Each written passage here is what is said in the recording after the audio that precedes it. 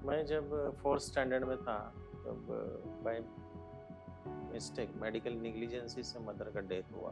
ऐसा डरावना लग गया कि अपन अभी लाइफ में कुछ नहीं कर सकते। Even I was attempted for suicide also. पर मैंने कोई प्रोटोकॉल नहीं खोला। अपने लिए प्रोटोकॉल एक ही, टू सेव द लाइफ।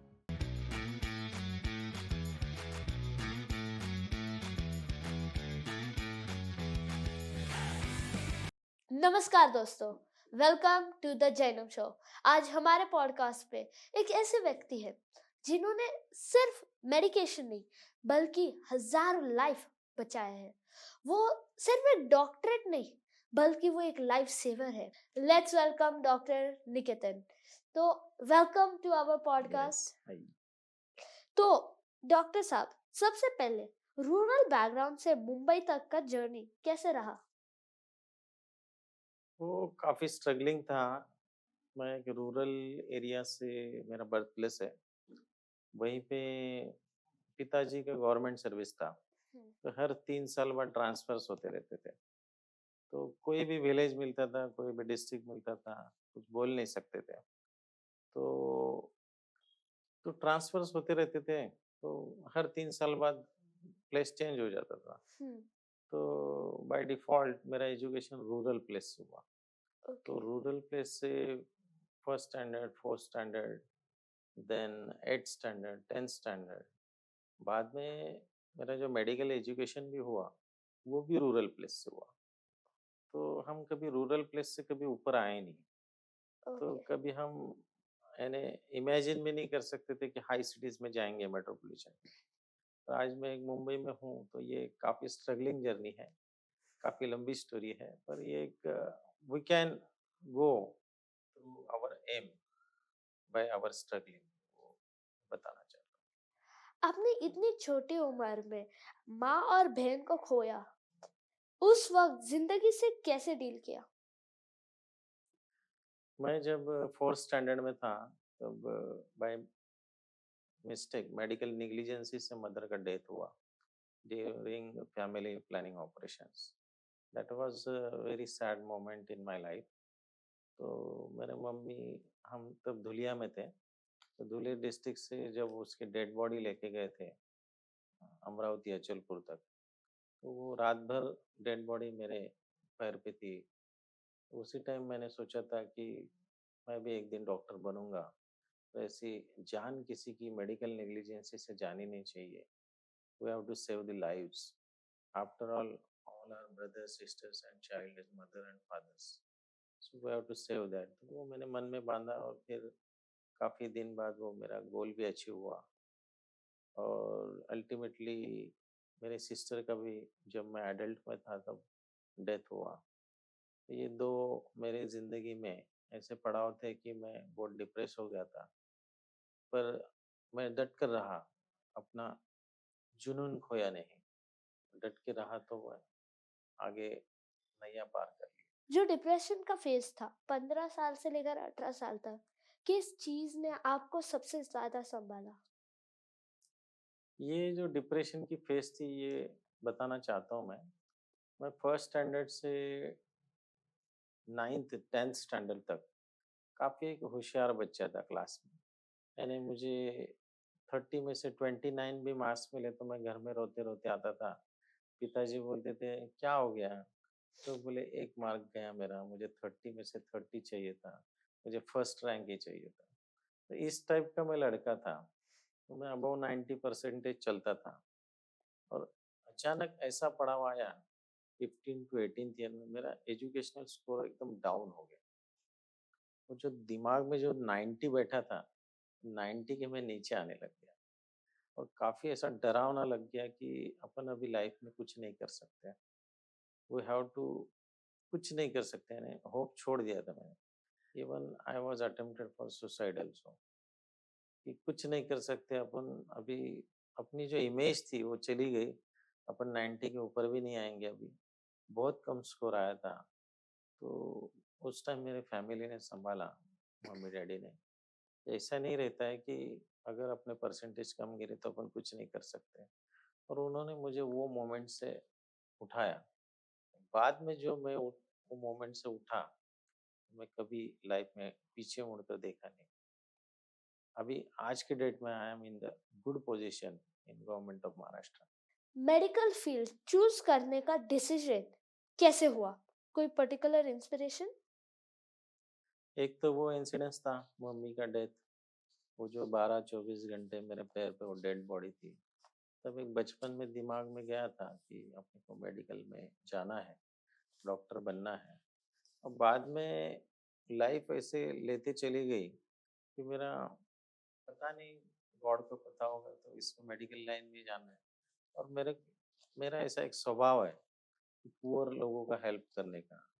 कोई भी मेरे पास अगर समस्या लेके आता है तो उसको अपने को वो सॉल्यूशन निकालना है उसको। कोई भी रहे, या वो गरीब रहे, अमीर रहे, अपने पास अगर बंदा आता है कुछ प्रॉब्लम लेके तो उसको अपने को सॉल्व आउट करना, ये मेरा पहले से स्वभाव है।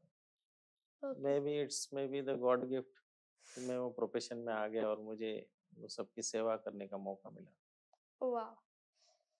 मेडिकल कॉलेज के दिनों में जो स्ट्रगल्स थे, उन बातों ने क्या सिखाया?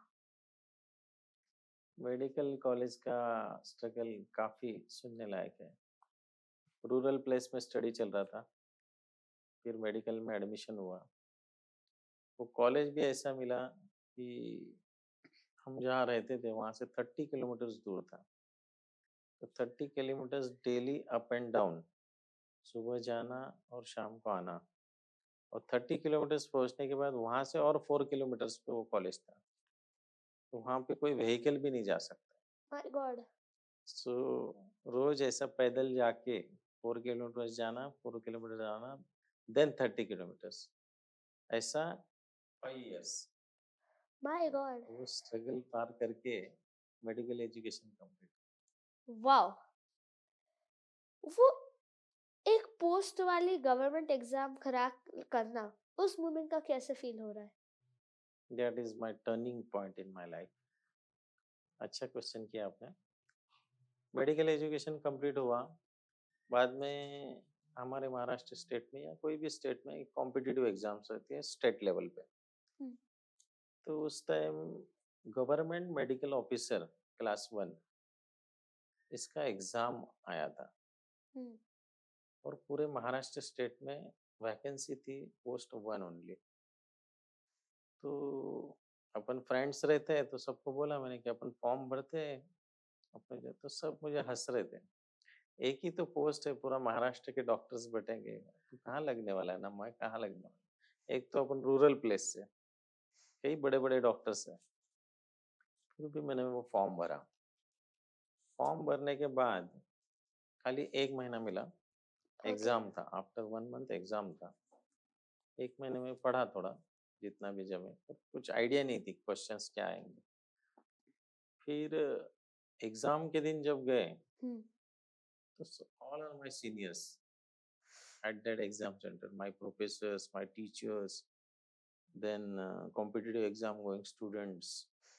बोला, गया चांस, अभी अपने को नहीं, एक ही तो पोस्ट है, नियर अबाउट 1600 टू 2200, 2200 डॉक्टर्स आए थे, my God. Post was 1 only. तो दिया पूरा, पेपर तो देना है अपना, पहले से सुबह फर्स्ट टू लास्ट तक छोड़ के आना है। और जिंदगी में मेरे को एग्जाम में कभी टाइम नहीं पूरा, कभी ना कुछ छूट जाता था। फिर भी 200 मार्क्स का क्वेश्चन पेपर था, फिर छुड़ाया। लास्ट के 40 मिनट्स बचे थे और मेरे 100 क्वेश्चंस बाकी थे। 40 मिनट्स में 100 क्वेश्चंस बाकी रिमेनिंग थे। My God. फिर भी अटेम्प्ट किया। आखिरी में 20 क्वेश्चंस, 16 आई थिंक, 16 क्वेश्चंस छूट गए। एग्जाम एग्जामिनर आया और पेपर उठा लिया, you can't solve, time is over. दे दिया मैंने पेपर, 16 क्वेश्चंस छूट गए थे। I had attempted 184 questions. Okay.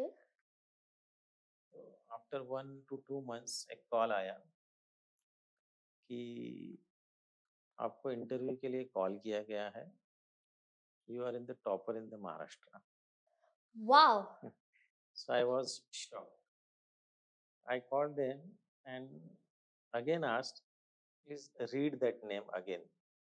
So they said your name only, Dr. Niketan Atmaram Jodhpur.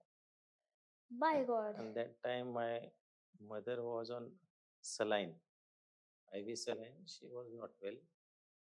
वो बोले, बहुत खुश हुई, वो बीमार थी फिर भी खुश हुई कि तेरा ही नाम होगा बोले। तो बाद में मैंने वो जाके कंफर्म किया। They said just open your website, your name is declare there for interview. बाद में इंटरव्यू के लिए एक पोस्ट के लिए 5 लोग आते हैं।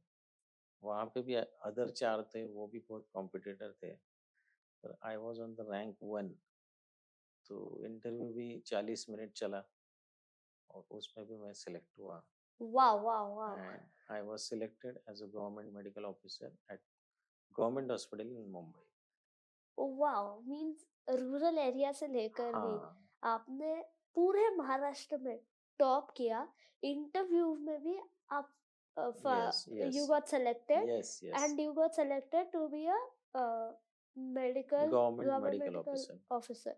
वाह, बहुत इंस्पायरिंग स्टोरी है। जरूर हमारे ऑडियंस कुछ सीखेंगे कि आप किधर से भी आओ, कुछ भी करो, Yes, yes, आपका एक सिर्फ एग्जाम पूरी जिंदगी बदल सकता yes, है या yes. एक मूवमेंट पूरी जिंदगी बदल सकता है। वाह। कोविड के दौरान आपने सिर्फ व्हाट्सएप के थ्रू लोगों की लाइफ बदली थी, उसमें से 2 केसेस के बारे में बताइए।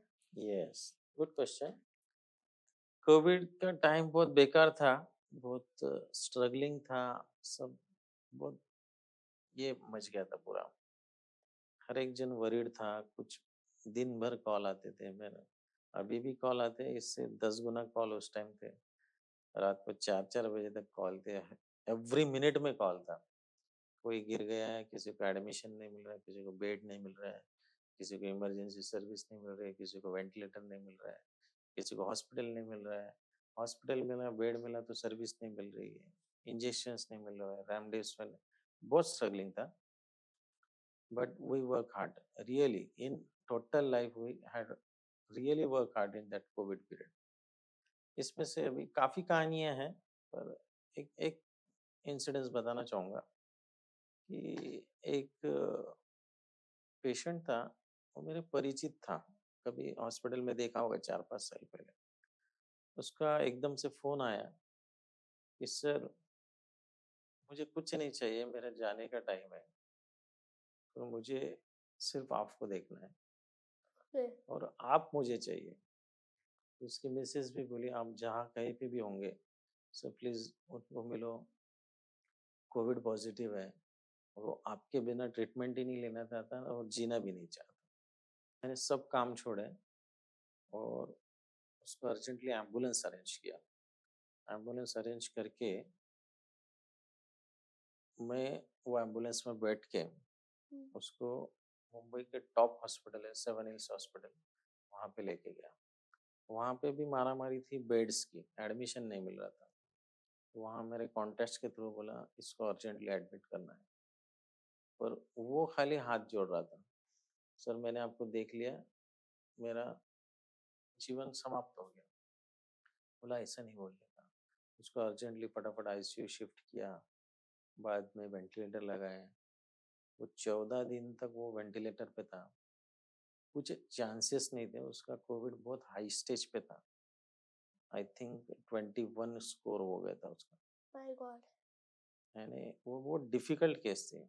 तो खाली वो जो वर्ड था उसका कि सर वो 4-5 साल पहले जो मुझे देखा, मुझे आपको देख के ही ये दुनिया छोड़ना है। उसको लड़का नहीं चाहिए था देखने को, बीवी नहीं चाहिए थी, खाली वो मेरे लिए तड़प रहा था। उसकी मैंने दिलो जान से सेवा किया। वो 15वें दिन उसकी स्थिति सुधरने लग गई और 25वें दिन वो डिस्चार्ज हो गया। वो आज भी पेशेंट जिंदा है और वाओ। वो आज भी पैर पड़ता है। ये जो लोगों की अपन ने लाइफ सेव किया ना, that is more memorable, that is happy moments for me. Wow.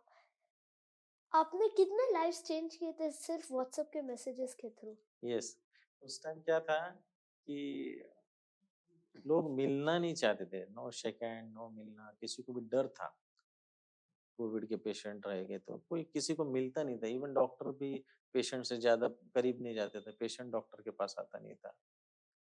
तो मैंने क्या किया कि ना अपने को टाइम है, ना पेशेंट को टाइम है, अपने को एक-एक मिनट इम्पोर्टेंट है। तो मैंने एक व्हाट्सएप मैसेज रेडी किया था कि ऐसी कंप्लेंट्स रही तो कौन-सी गोली लेना, ऐसी कंप्लेंट्स रही तो कौन-सी गोली करना। ऐसे 10 पॉइंट्स बनाए थे। यानी वो मैसेज अगर उसको गया, तो खुद ही पढ़ लेगा, मेरी कंप्लेंट्स क्या है और अपने को टैबलेट क्या लेना है। उतना टैबलेट भी उसने ले लिया ना, तो we can save his life. वाह। तो वो मैसेज इतना फेमस हो गया कि काफ़ी लोगों को मैसेज गया और वो मैसेज से over thousands peoples I have saved. वाह, और मैंने ये भी सुना कि आपने घरों घर तक दवाई लेकर गए थे, डिलीवर किया था। Yes, yes, yes. उस टाइम काफ़ी दवाइयाँ वो तो थी मैसेज वाली और भी होम्योपैथिक दवा थी कुछ और वो दवाइयाँ मिल नहीं रही थी हर एक को। ओके। तो as a profession of doctor हमको इज़िली मिल जाती थी। तो वो कॉन्टेस्ट के थ्रू फिर मैंने वो बोला पेशेंट अपने पास आ ही नहीं रहे हैं, पेशेंट को टैबलेट तो चाहिए। तो मैं खुद व्हीकल से राउंड मार के मुंबई में काफ़ी घरों में खुद घर के दरवाजे तक जा के हर एक की फैमिली को वो टैबलेट्स दिया था। वाह, वंडरफुल। कैजुअलिटी डिपार्टमेंट ने कोविड के एक्सपीरियंस कैसा था जब सब कुछ अनप्रेडिक्टेबल था? कैजुअलिटी में as a casualty medical officer मैं 10 साल था। वहाँ का तो बहुत डरावना ये था। पूरा हॉस्पिटल में सब ओपीडीज़ बंद हो गई थी। डॉक्टर लोग घर पे चले गए थे। स्टूडेंट सब घर पे छुट्टी के लिए चले गए थे। कोई यानी OPDs nothing but patients lock किए जैसा था। और हॉस्पिटल पूरा बंद नहीं रख सकते। That was a government hospital. तो हमारे यहाँ सिर्फ कैजुअलिटी शुरू था। तो कैजुअलिटी के दौरान सब इमरजेंसीज़ आती है। ब्लीडिंग ये वो सब रहता है। उस टाइम प्रोटोकॉल बहुत चल रहे थे। पर मैंने कोई प्रोटोकॉल नहीं खोला। अपने लिए प्रोटोकॉल एक ही टू सेव द लाइफ। तो मैंने वो ब्लेड वेड सब ग्लोव्स वोव्स पहन के सब प्रोटोकॉल फॉलो करके कैजुअलिटी भी संभाला, अदर देन ये कोविड पेशेंट्स भी संभाला। वाह। बीएमसी या गवर्नमेंट के साथ जो टकराव हुआ, उसक उसकी कहानी क्या थी और हम्म, आपने स्टैंड कैसे लिया? अच्छा। उस टाइम क्या था, ये गवर्नमेंट बहुत एक्टिव था। बीएमसी तो एक नंबर पे थी, बॉम्बे म्युनिसिपल कॉर्पोरेशन, मुंबई महानगर पालिका। तो उन्होंने क्या किया था, ये कोविड वार्ड वगैरह सब उनके अंडर थे। अभी कैजुअलिटी में एक मेरा एक पुअर पेशेंट आया जिसके पास ना एंड्रॉयड मोबाइल है, ना जिसको इंग्लिश समझती है, ना कोई व्हाट्सएप मैसेज समझता है। तो कोई भी बोलता था अगर कोविड पॉजिटिव आया तो वार्ड में उनको वॉर रूम का नंबर था बीएमसी का, उस पे कॉल करो। तो वो लेडीज़ के पास मोबाइल ही नहीं था, तो मैंने मोबाइल लगाया, मैंने खुद के फ़ोन से फ़ोन लगाया।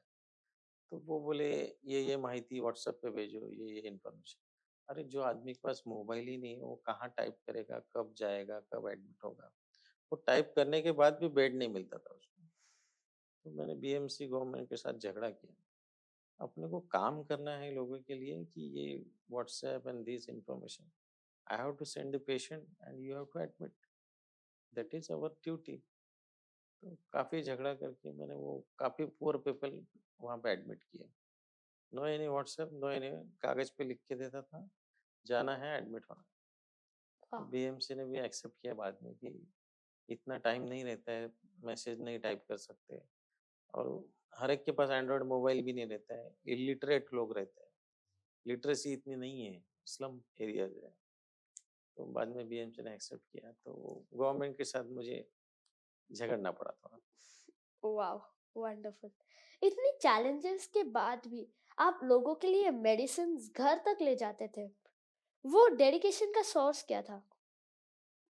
डेडिकेशन का सोर्स है ना, अभी 24 आवर कॉल आते रहते थे, टैबलेट्स चाहिए, टैबलेट्स चाहिए, टैबलेट्स चाहिए। और मेरा कैसा स्वभाव है कि अगर आदमी अपने पास नहीं आता है तो अपने आदमी के पास पहुँचना है। Ultimately we have to do the service. लोग आपको भगवान जैसे डॉक्टर कहते हैं। ये रिकग्निशन आपको कैसे महसूस होता है? एक तो वो इंसिडेंस आपको एग्जांपल बताया मैंने एम्बुलेंस वाला कोविड पेशेंट का। ऐसे काफ़ी कई पेशेंट हैं जिनका अगर अगर पेशेंट्स के लिए या लोगों के लिए अपन ने कुछ किया तो अपने को भगवान मानते हैं।